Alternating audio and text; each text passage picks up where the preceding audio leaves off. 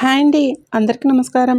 ఈరోజు మనం మిథున రాశి వారి గురించి ఆసక్తికరమైన అంశాలతో పాటుగా ఈ రాశివారు ఈ నెల అమావాస్యలో ఏ ప్రదేశాలకు వెళ్ళకూడదు, వెళ్ళటం వలన ఎటువంటి పరిణామాలు ఎదురవుతాయి అనే అంశాలను వివరంగా తెలుసుకుందాం.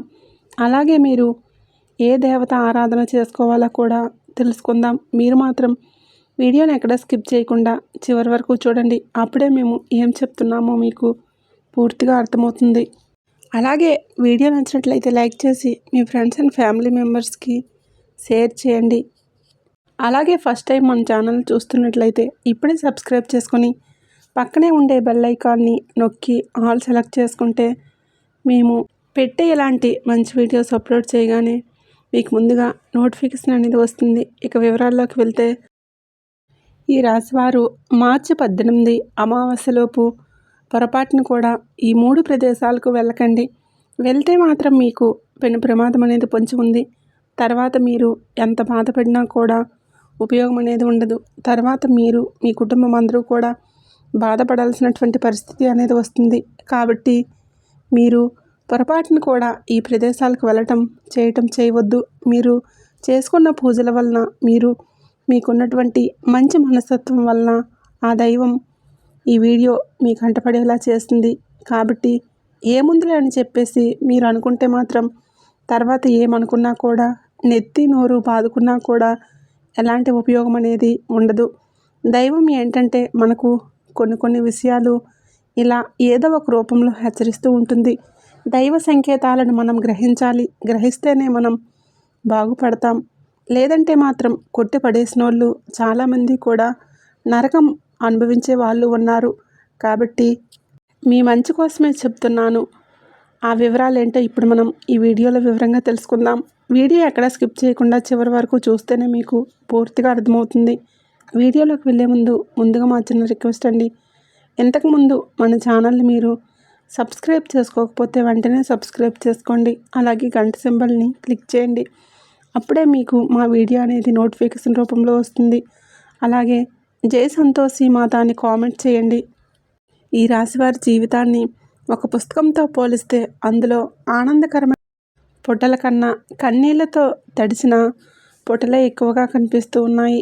వీరి ప్రయాణం పూలబాట కాదు, నిప్పుల మీద నడక లాంటిది. వీరిలో కొంతమంది చిన్నతనం నుంచే జీవితంలోని కఠోర వాస్తవాలను కళ్ళారా చూశారు. పిల్లలు ఆటపాటలతో బాల్యాన్ని ఆస్వాదిస్తుంటే వీరు మాత్రం కుటుంబ బాధ్యతలు, బరువులు మోయటం, లేదా ఇంట్లోని ఆర్థిక ఇబ్బందులను, కష్టాలను దగ్గర నుంచి గమనించడమో జరుగుతుంది. ఈ చేదు అనుభవాలు వారి వయసుకు మించిన పరిణితిని, లోతైన అవగాహనను అందిస్తాయి. అందుకే వీరి ఆలోచన విధానం ఇతరుల కంటే భిన్నంగా చాలా వాస్తవికంగా ఉంటుంది. మనసు చాలా సున్నితం. ఎవరైనా ఒక చిన్న మాట అన్నా తట్టుకోలేరు. లోపల తీవ్రంగా గాయపడతారు. కానీ ఆ బాధను, ఆ కన్నీళ్లను బయట ప్రపంచానికి కనిపించనీయకుండా జాగ్రత్త పడతారు. తమ బలహీనతలను ఇతరులు అవకాశంగా తీసుకుంటారు అనే భయం వారిని అలా చేస్తుంది. బయటకు ఎంతో గంభీరంగా ఏమీ పట్టినట్లు కనిపిస్తారు. ఈ ప్రవర్తన వలన చాలామంది వీరిని అహంకారులుగా, గర్విష్ఠులుగా అపార్థం చేసుకుంటారు. వీరికి ప్రేమ, జాలి లేవని, వీరు ఎవరిని లెక్క చేయరని ముద్ర వేస్తారు. కానీ అది పూర్తి అవాస్తవం. వారి కఠినమైన పైపొర వెనుక ప్రేమ మరియు ఆప్యాయత కోసం తపించే ఒక పసిపిల్లల మనసు దాగి ఉంటుంది. ఆ మనసును అర్థం చేసుకున్న వాళ్ళే వీరి జీవితంలో శాశ్వతంగా నిలిచిపోతారు. నిజానికి ఈ రాశివారి హృదయం వెన్న లాంటిది. ఇతరుల కష్టాలను చూడలేరు. తమకు శక్తి ఉన్నంతలో సహాయం చేయాలని తప్పిస్తారు. కానీ తమ ప్రేమను, అనురాగాన్ని ఎలా వ్యక్తపరచాలో తెలియక చాలా ఇబ్బంది పడతారు. మాటల కంటే చేతలతోనే తమ ప్రేమను చూపిస్తారు. అందుకే వీరిని అర్థం చేసుకోవడానికి చాలా సమయం పడుతుంది. తమ చుట్టూ ఉన్న ప్రపంచంలోని కష్టాల నుంచి, మోసాల నుంచి తమను తాము కాపాడుకోవడానికి ఒక అదృశ్యమైన కవచాన్ని నిర్మించుకుంటారు. వీరి జీవితంలో అవమానాలు, నిందలు ఉంటాయి. చేయని తప్పులకు కూడా బాధ్యత వహించాల్సిన పరిస్థితులు ఎన్నో ఎదురవుతాయి. ముఖ్యంగా ప్రాణంగా నమ్మిన స్నేహితులు, బంధువులే వీరిని వెన్నుపోటు పొడిచినప్పుడు మానసికంగా కుప్పకూలిపోతారు. ఆ ద్రోహం వీరిని కొన్ని సంవత్సరాల పాటు ఒక పీడకలలా వెంటాడుతుంది.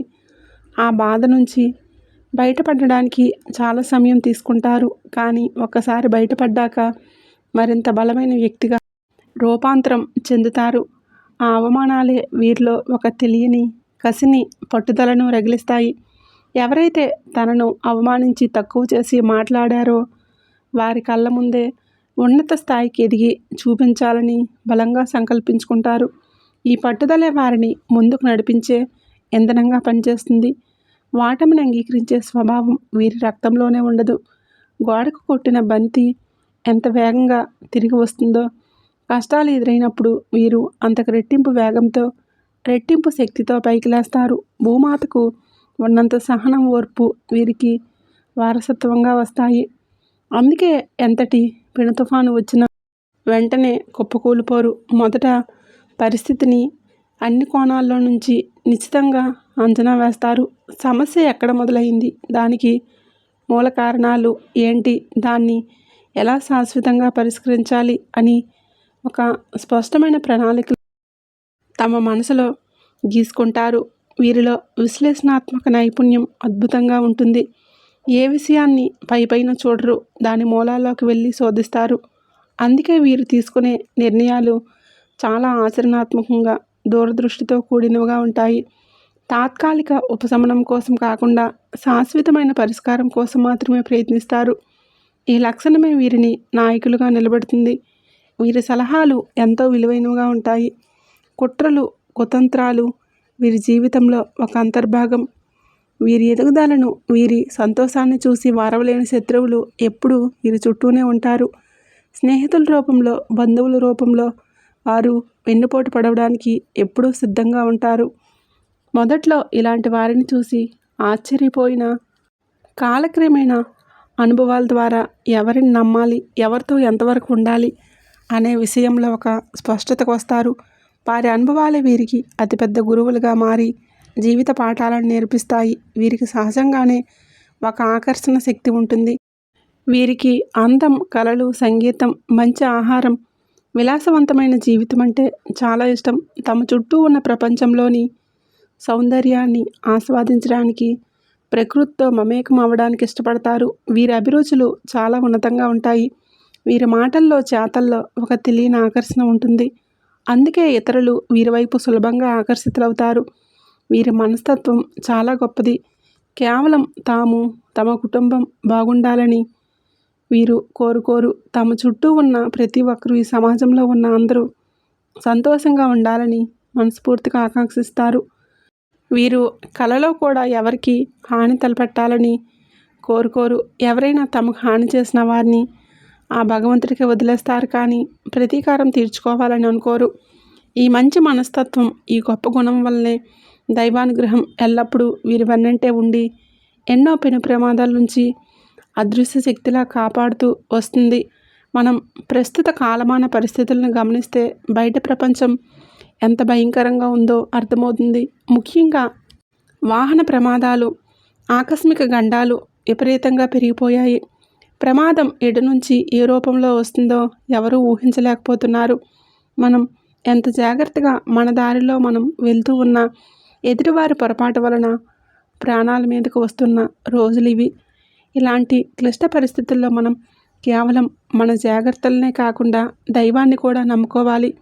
మీరు ఇంతకుముందు చేసుకున్న పుణ్యకార్యాలు, మీరు చేసిన దాన ధర్మాలు, అన్నిటికన్నా ముఖ్యంగా మీ స్వచ్ఛమైన మనసు కారణంగా ఆ దైవం కరుణించి ఈ హెచ్చరికను ఈ రూపంలో మీ కంటపడేలా చేసింది. ఇది యాదృచ్ఛికం కాదు, ఇది పూర్తిగా దైవ సంకల్పం. కాబట్టి ఇప్పుడు చెప్పబోయే ఈ విషయాలను అత్యంత శ్రద్ధగా ఆలకించి మీ జీవితంలోకి అన్వయించుకోండి.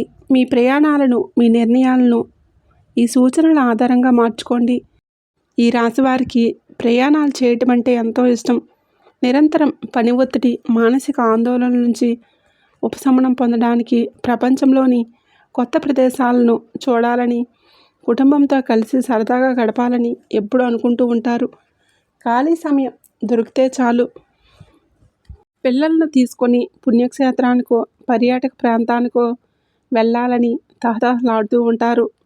మనసుకు కాస్త తేలికను, కొత్త ఉత్సాహాన్ని ఇస్తుంది. అయితే మీ ప్రయాణాలపై మీకున్న ఇష్టాన్ని ఈ కొన్ని రోజులు పక్కన పెట్టక తప్పదు.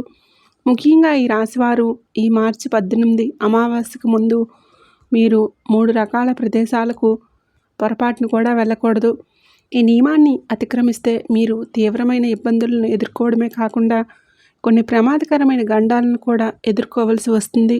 వీటి నుంచి బయటపడడానికి నేను కొన్ని సులువైన, శక్తివంతమైన పరిహారాలను కూడా చివర్లో వివరిస్తాను. వాటిని శ్రద్ధగా ఆచరించండి. ఇక మీరు వెళ్ళకూడని ప్రదేశాల విషయానికి వస్తే, మొట్టమొదటిది మీకు ఏమాత్రం పరిచయం లేని, పూర్తిగా తెలియని ప్రాంతాలకు ప్రయాణాలు చేయవద్దు.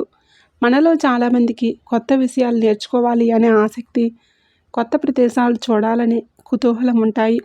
ఇప్పుడు చూడకపోతే ఇంకెప్పుడు చూస్తాము అనే ఆలోచనలతో ఎవరో చెప్పారని లేదా అంతర్జాలాల్లో చూశామని తెలియని ప్రాంతాలకు, అపరిచిత ప్రదేశాలకు వెళ్ళడానికి ప్రణాళికలు వేసుకుంటూ ఉంటారు. అలాంటి ప్రణాళికలు ఏమైనా ఉంటే దయచేసి వాటిని వెంటనే రద్దు చేసుకోండి.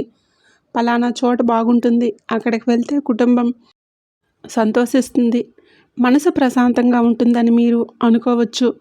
కానీ ప్రస్తుత గ్రహ సంచారం ప్రకారం అటువంటి ప్రయాణాలు మీకు తీవ్రమైన హానిని కలిగించే అవకాశం ఉంది. కొత్త విషయాలు నేర్చుకోవడం సంగతి అటుంచి మీరు ఊహించని చిక్కుల్లో పడే ప్రమాదం ఉంటుంది. కాబట్టి తెలియని ప్రాంతాలకు, ముఖ్యంగా ఒంటరిగా ప్రయాణించడం మానుకోండి. ఒకవేళ ఆ ప్రాంతంలో మీకు బాగా దగ్గర బంధువులు లేదా నమ్మకమైన స్నేహితులు ఉండి వారి సంరక్షణలో మీరు ఉండగలిగితే అప్పుడు అత్యంత అవసరం ఉంటే మాత్రమే ఆలోచించవచ్చు. అంతేకాని అక్కడికి వెళ్ళాక కొత్త పరిచయాలు చేసుకుందాంలే, నలుగురితో కలిస్తేనే కదా లోకం తెలిసేది అని సాహసాలు చేయొద్దు. ఎందుకంటే ఈ రోజుల్లో మనుషులు కనిపించినంత మంచివారు కాదు. మోసాలు, దగలు విపరీతంగా పెరిగిపోయాయి. బయటికి వెళ్ళిన మనిషి క్షేమంగా ఇంటికి తిరిగి వస్తాడనే నమ్మకం లేని రోజులివి. అంతేకాకుండా కుటుంబం మొత్తం కలిసి ఒకేసారి ప్రయాణాలు చేయటం ఈ సమయంలో అస్సలు శ్రేయస్కరం కాదు. ఇంట్లో కనీసం ఒకరిద్దరైనా ఉండేలా చూసుకోండి. ఉదాహరణకు, నలుగురు సభ్యులు ఉన్న కుటుంబంలో ఇద్దరు బయటికి వెళ్తే మిగతా ఇద్దరు ఇంట్లోనే ఉండటం మంచిది. ఇది ఒక ముఖ్యమైన జాగ్రత్త.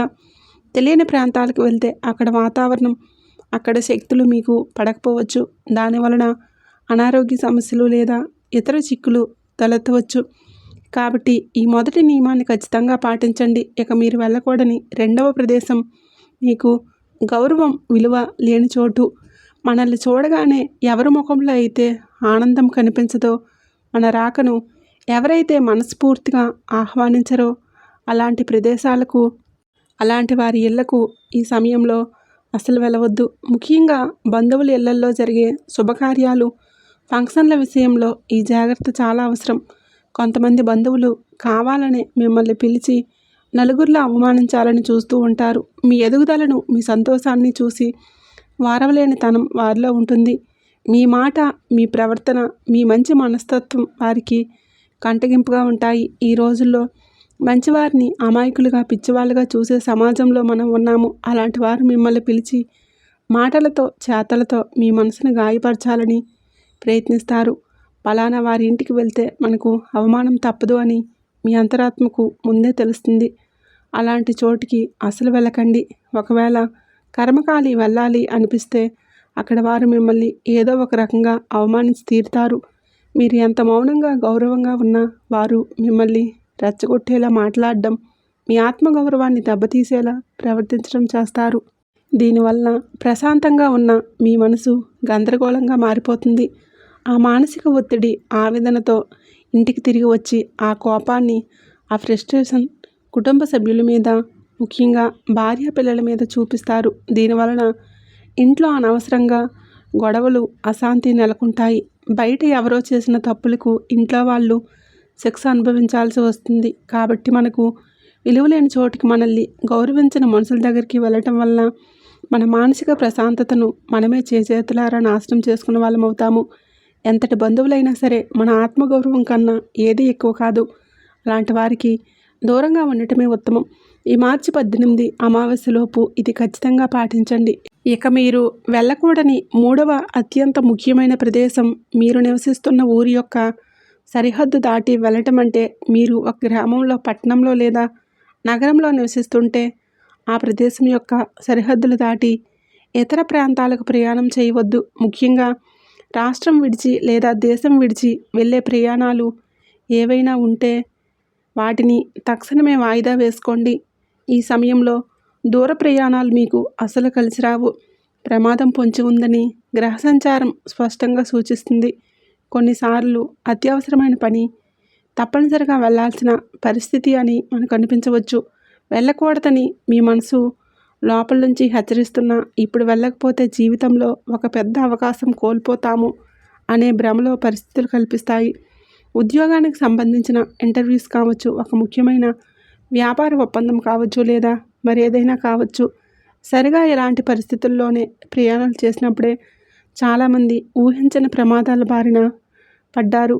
వారి కుటుంబ సభ్యులు తీవ్రంగా నష్టపోయారు. కాబట్టి ఎంతటి అత్యవసరమైన పనైనా, ఎంత పెద్ద అవకాశమైనా ఈ మార్చి 18 అమావాస్య దాటే వరకు వేచి చూడటం ఉత్తమం. మీరున్న చోట నుంచే ఆ సమస్యను పరిష్కరించుకోవడానికి ప్రయత్నించండి, లేదా ఆ పనిని వాయిదా వేయమని కోరండి. మీ ప్రాణం కన్నా, మీ కుటుంబం యొక్క భద్రత కన్నా ఏది ముఖ్యం కాదు. ఈ కొన్ని రోజులు ఓపిక పడితే రాబోయే కాలం మీకు మరింత అనుకూలంగా ఉంటుంది. ఒకవేళ ఎట్టి పరిస్థితుల్లోనూ వెళ్ళక తప్పదు, ఇది జీవన మరణ సమస్య అనేంత తీవ్రమైన పరిస్థితి ఉంటే అప్పుడు మీ అంతటా మీరు సొంత నిర్ణయం తీసుకోవద్దు. వెంటనే మీకు తెలిసిన నమ్మకమైన సిద్ధాంతిని లేదా జ్యోతిష పండితులను సంప్రదించండి. మీ జాతక చక్రాన్ని వారికి చూపించి మీ ప్రయాణానికి సంబంధించిన దోషాలు ఏవైనా ఉన్నాయేమో పరిశీలించమని కోరండి. వారు సూచించిన దోష నివారణ పూజలు, శాంతులు చేయించుకున్న తర్వాతే ప్రయాణానికి సిద్ధమవ్వండి. ఇలా చేయటం వలన గ్రహాల యొక్క ప్రతికూల ప్రభావాన్ని కొంతవరకు తగ్గించుకొని ఒక రక్షణ కవచాన్ని ఏర్పాటు చేసుకుని వారవుతారు. అంతేగాని నేనే గొప్ప, నాకే అన్ని తెలుసు అనే అహంకారంతో సొంత నిర్ణయాలు తీసుకొని ప్రమాదాలను కొని తెచ్చుకోవద్దు. ఈ హెచ్చరికను తేలిగ్గా తీసుకోకండి. ఇవన్నీ మీ మంచి కోసం. ఏ మాట కూడా ఊరికే రాదు. దాని వెనుక ఒక దైవికమైన కారణం ఉంటుంది. ఏదో ఒక శక్తి ఎవరో ఒకరి నోటి ద్వారా మనకు కావలసిన సందేశాన్ని పంపిస్తూ ఉంటుంది. దాన్ని గ్రహించి అనుసరించిన వారు బాగుపడతారు. ఏముందులే అని కొట్టుపారేసిన వారు తర్వాత తీవ్రమైన పరిణామాలను ఎదుర్కొని ఎంత బాధపడినా ప్రయోజనం ఉండదు. కాబట్టి ఈ మార్చి 18 అమావాస్యలోపు మనం చెప్పుకున్న ఈ 3 ప్రదేశాలకు, అంటే అపరిచిత ప్రాంతాలకు, మీకు విలువ ఇవ్వని చోటికి, మీ ఊరి సరిహద్దు దాటి దూర ప్రాంతాలకు వెళ్ళవద్దు. ప్రస్తుత రోజులు ఏమాత్రం బాగోలేవు. ప్రతి అడుగులోనూ జాగ్రత్త అవసరం. దగ్గర ప్రదేశాలకు వెళ్లాల్సి వచ్చినా అత్యవసరమైతే తప్ప ప్రయాణాలు పెట్టుకోవద్దు. ముఖ్యంగా రాత్రి సమయ ప్రయాణాలకు పూర్తిగా దూరంగా ఉండండి. మీ మానసిక, శారీరక ఆరోగ్యం పట్ల కూడా శ్రద్ధ వహించండి. సరైన నిద్ర లేకపోవడం, పని ఒత్తిడి, కుటుంబ సమస్యలు వంటివి మీ ఏకాగ్రతను దెబ్బతీస్తాయి. ఇలాంటి సమయంలోనే ప్రమాదాలు ఎక్కువగా జరుగుతాయి. మనం తినే ఆహారం, మన జీవనశైలి మన ఆలోచనల మీద తీవ్రమైన ప్రభావాన్ని చూపిస్తాయి. మానసిక ఒత్తిడికి గురైనప్పుడు మనల్ని మనం నియంత్రించుకోలేము. తెలియకుండానే వేగంగా వాహనాలు నడపడం, అజాగ్రత్తగా ఉండటం వంటి పొరపాట్లు చేస్తాము. కాబట్టి మొట్టమొదటిగా కంటి నిండా ప్రశాంతంగా నిద్రపోండి. భగవంతుడు మన తలరాతలో ఏది రాసి పెట్టాడో అదే జరుగుతుంది. కానీ మన వంతు ప్రయత్నంగా మనం అన్ని జాగ్రత్తలు తీసుకోవాలి. ప్రతిరోజు ఉదయం కాసేపు ధ్యానం చేసుకోండి. ఇది మీ మనసును ప్రశాంతంగా, నిలకడగా ఉంచుతుంది. ఈ రాశివారి ప్రతిరోజు లేదా కనీసం శుక్ర, మంగళవారాల్లో శ్రీ సూక్తం, కనకధార స్తోత్రం వంటివి పఠించడం వలన మీ ఆర్థిక ఇబ్బందులు తొలగిపోయి ఐశ్వర్యం సిద్ధిస్తుంది. శుక్రవారాల్లో లక్ష్మీదేవికి తెల్లటి రంగు పుష్పాలతో పూజ చేసి పరమాన్నం లేదా పాలు, చక్కెరతో చేసిన నైవేద్యాన్ని సమర్పించండి. ఇది మీ జాతకంలో ఉండే గ్రహాలను బలపరుస్తుంది. తద్వారా మీకు సుఖ సంతోషాలు, భోగభాగ్యాలు కలుగుతాయి. గోసేవ చేయటం కూడా మీకు అదృష్టాన్ని తెచ్చిపెడుతుంది. గోమాతలో 3 దేవతలు కొలువై ఉంటారని శాస్త్రాలు చెప్తూ ఉన్నాయి. ప్రతిరోజు లేదా మీకు వీలైనప్పుడు గోమాతకు పచ్చగడ్డిని, అరటి పండ్లను లేదా నానబెట్టిన పెసలు, ఉలవలు వంటి వాటిని ఆహారంగా అందించండి. ఇలా చేయటం వలన ముక్కోటి దేవతల సంపూర్ణ అనుగ్రహం మీకు లభించి మీ జాతకంలో ఉన్న మృత్యుగండాలు, ప్రమాద దోషాలు ఏవైనా ఉంటే అవి పూర్తిగా తొలగిపోతాయి. ఇది అత్యంత శక్తివంతమైన పరిహారం కాబట్టి ఈ రాశివారు దయచేసి ఈ సూచనలన్నీ శ్రద్ధగా పాటించండి. మార్చి 18 అమావాస్య వరకు అత్యంత జాగ్రత్తతో వ్యవహరించండి. మీరు వెళ్ళకూడని ప్రదేశాలకు వెళ్లకుండా ఉండటమే మీకు, మీ కుటుంబానికి శ్రీరామ రక్ష. దైవాన్ని సందర్శించుకోవాలి అనే కోరిక మీకు ఎక్కువగా ఉంటుంది. కానీ దైవం గుడిలో మాత్రమే కాదు, మన ఇంట్లో, మన మనసులో కూడా ఉంటాడు. భక్తితో ఇంట్లో దీపం పెట్టిన ఆ పుణ్యం మీకు దక్కుతుంది. ప్రయాణాలు చేయాలనుకుంటే ఈ అమావాస్య గడిచిన తర్వాత ప్రణాళిక చేసుకోండి. ఈ హెచ్చరికను తేలిగ్గా తీసుకొని కొట్టిపారేస్తే నష్టపోయేది మీరే కాదు, మీపై ఆధారపడిన మీ కుటుంబం కూడా. మీ కుటుంబం యొక్క భవిష్యత్తు, వారి సంతోషం మీ చేతుల్లోనే ఉన్నాయి. కాబట్టి పరిస్థితులకు అనుగుణంగా, కాలానికి తగ్గట్లుగా మనల్ని మనం మార్చుకొని జాగ్రత్తగా ముందుకు సాగాలి. ఈ వీడియో మీ జీవితానికి ఉపయోగపడుతుందని మనస్ఫూర్తిగా ఆశిస్తున్నాను. చూశారు కదండి. ఈ వీడియో కనుక మీకు నచ్చినట్లయితే ప్లీజ్ తప్పకుండా లైక్ చేసి మీ ఫ్రెండ్స్ అండ్ ఫ్యామిలీ మెంబర్స్కి షేర్ చేయండి. అలాగే జై సంతోషి మాతని కామెంట్ చేయండి. అలాగే మరిన్ని కొత్త వీడియోలు వెంటనే మీకు చేరాలంటే మన ఛానల్ని సబ్స్క్రైబ్ చేసుకొని పక్కనే ఉండేటటువంటి బెల్ ఐకాన్ని ప్రెస్ చేయండి. ఆ సంతోషి మాత ఆశీస్సులు ఎల్లవేళలా మీపై ఉండాలని మనస్ఫూర్తిగా కోరుకుంటూ ధన్యవాదములు.